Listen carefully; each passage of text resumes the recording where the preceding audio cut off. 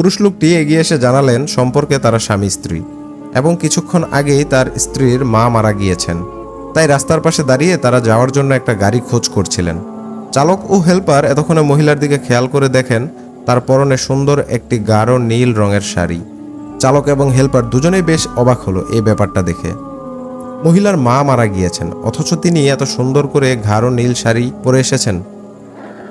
এবার পুরুষ লোকটি বলল, ভাই, এই মুহূর্তে একটা জরুরি কাজের জন্য আমি তার সাথে যেতে পারছি না, তাই দয়া করে আপনি ওকে পৌঁছে দিন, ভাড়া যত লাগে আপনাকে দেব। চালক তখন বললেন, কিন্তু সমস্যা হলো অ্যাম্বুলেন্সের সামনে তো কোনো জায়গা নেই, আর পেছনে একটি লাশ।